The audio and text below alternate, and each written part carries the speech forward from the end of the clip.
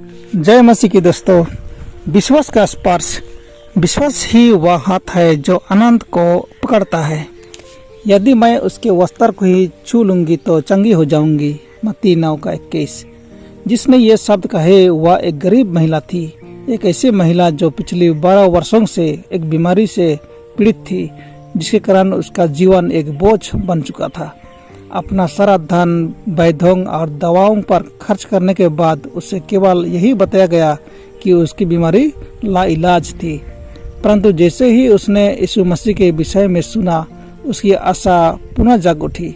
उसने सोचा, यदि मैं केवल उसके इतने निकट पहुंच सकूं कि उससे बात कर सकूं तो मैं शायद ठीक हो सकती हूं। मसीह याईर के घर की ओर जा रहा था। याईर एक यहूदी रब्बी था जिसने यीशु से निवेदन किया था कि वह उसके घर चलकर उसकी बेटी को चंगा कर दे। यह टूटे दिल की विनती थी कि मेरी छोटी बेटी मरने पर है, तू आकर उस पर हाथ रख कि वह चंगी होकर जीवित रहे। मरकुस 5:23। इस निवेदन ने मसीह के सहानुभूति भरे कोमल दिल को छू लिया और वह तुरंत ही सशक के साथ साथ उसके घर की ओर चल पड़ा। वे तेज गति से नहीं चल पा रहे थे क्योंकि भीड़ चारों ओर से इसी को घेर रही थी। भीड़ में से रास्ता बनाते हुए मुक्तिदाता उस ओर आया जहां वह दुखी महिला खड़ी थी। मसीह को निकट तक पहुंचने का उसने बार बार प्रयास तो किया, किंतु उससे इसमें सफलता नहीं मिली। अब सुअवसर उसके हाथ में था। मसीह से बोलने का कोई रास्ता उससे नहीं दिखाई दे रहा था। वह उसके चलने में बाधा डालने की कोशिश नहीं करेगी, लेकिन उसने सोचा था कि उसके वस्त्र छूने से भी चंगाई मिल सकती है और इस बात से भी भयभीत भी थी कि कहीं उसका यह एकमात्र अवसर भी हाथ से ना निकल जाए। वह भीड़ में यह कहते हुए आगे बढ़ी कि यदि मैं उसका वस्त्र छू लूँ तो चंगी हो जाऊंगी। मसीह उसके दिमाग के प्रत्येक विचार को जानता था और वह वहां पहुंचने का प्रयास कर रहा था जहां वह खड़ी थी। वह उसकी महान जरूरत को जानता था और वह उसके विश्वास को आजमाने के लिए उससे प्रोत्साहित कर रहा था। जब वह आगे बढ़ रहा था, महिला आगे बढ़कर केवल उसके वस्त्र के छोर को छूने में सफल रही। उसी क्षण उसे पता चल गया कि वह चंगी हो गई थी। उस एक स्पर्श में उसके पूरे जीवन का विश्वास समाया हुआ था और उसी क्षण उसका कष्ट और कमजोरी गायब हो गई। तुरंत ही उसकी देह में बिजली की करंट की भांति ऊर्जा शरीर के रग रग से होकर गुजर गई। उसमें पूर्ण चंगाई की चेतना आ गई। उसने अपने शरीर में ऐसा अनुभव किया कि वह उस महारोग से चंगाई प्राप्त कर चुकी थी।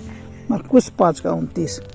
दिल से आभारी महिला इस चंगाई के लिए शक्तिशाली चंगाईकर्ता का आभार व्यक्त करना चाहती थी, जिसके केवल एक स्पर्श मात्र ने उसे इतना बड़ी चंगाई दे दी थी जो वैद्य लोग 12 वर्षों के लंबे समय में भी नहीं दे पाए थे।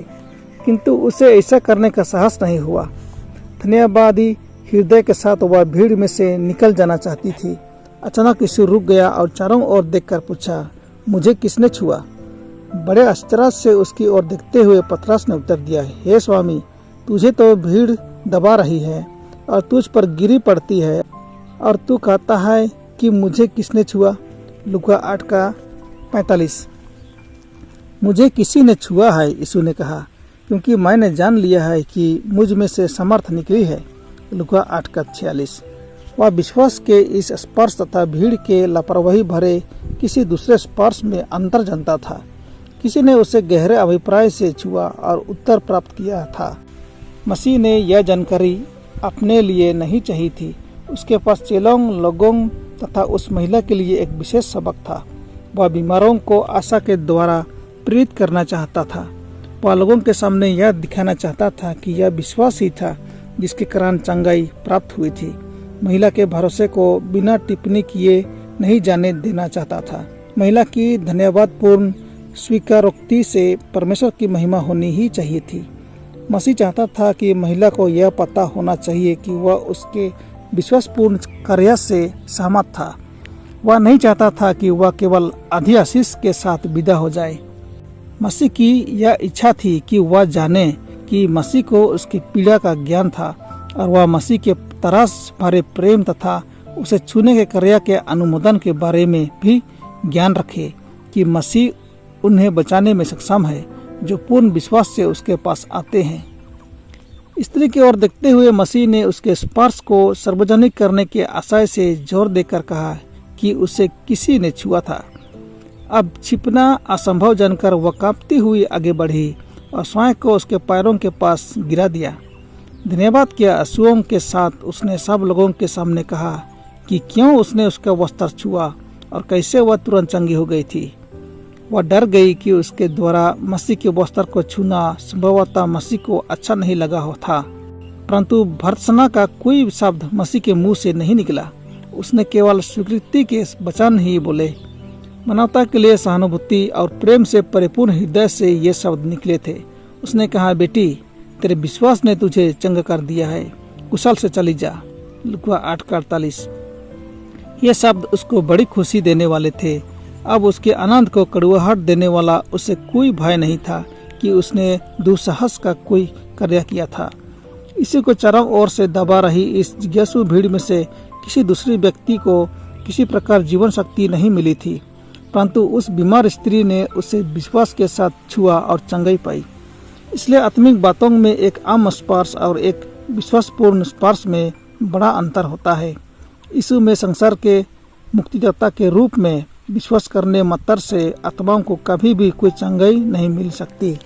उद्धार दिलाने वाला विश्वास केवल सुसमाचार के सत्य को अंगीकार करना ही नहीं है, वरन सच्चा विश्वासी वह है जो यीशु को व्यक्तिगत मुक्तिदाता के रूप में स्वीकार करता है। परमेश्वर ने अपने इकलौते पुत्र को दे दिया ताकि मैं उसमें विश्वास करके नाश न हूँ परंतु अनंत जीवन पाऊँ। यूहन्ना 3:16। जब मैं उसके वचन के अनुसार यीशु के पास आता हूँ तो मुझे यह विश्वास करना है कि मैं उद्धार करने वाले उसके अनुग्रह को स्वीकार करता हूँ। मैं शरीर में अब जो जीवित हूँ तो केवल उस विश्वास से जीवित हूँ जो परमेश्वर के पुत्र पर है, जिसने मुझसे प्रेम किया और मेरे लिए अपने आप को दे दिया। गलातियों 2:20। बहुत से लोग विश्वास को एक विचार समझते हैं। उद्धार करने वाला विश्वास एक समझौता है जिसमें मसीह को स्वीकार करने वाला लोग परमेश्वर के साथ एक वाचा में बंध जाते हैं। एक जीवित विश्वास का अर्थ जोश और विश्वासपूर्ण भरोसे में बढ़ना है, जिसे मसीह के अनुग्रह से आत्मा एक विजयी शक्ति बन जाती है। विश्वास मृत्यु से ज्यादा शक्तिशाली विजेता है। यदि बीमार लोगों की इस बात में अगुवाई की जा सके कि वे अपनी आंखें उस महान शक्तिशाली चंगाई देने वाले पर लगाएं, तो हमें अनोखे परिणाम देखने को मिलेंगे। इससे शरीर और आत्मा दोनों को जीवन प्राप्त होगा। बुरी आदतों के शिकार लोगों के लिए कार्य करते समय उनसे निराशा और बर्बादी के विषय में बातें करने के बजाय उनकी आंखें इनसे दूर यीशु की ओर फेर दें। स्वर्गीय महिमा पर ध्यान केंद्रित करने में सहायता करें। इससे देह और आत्मा दोनों को उससे कहीं ज़्यादा लाभ होगा, जो असहाय एवं निराश जान को मृत्यु का संपूर्ण भय दिखाने से भी नहीं हो सकता है। प्रभु आपको आशीष दे। आमीन।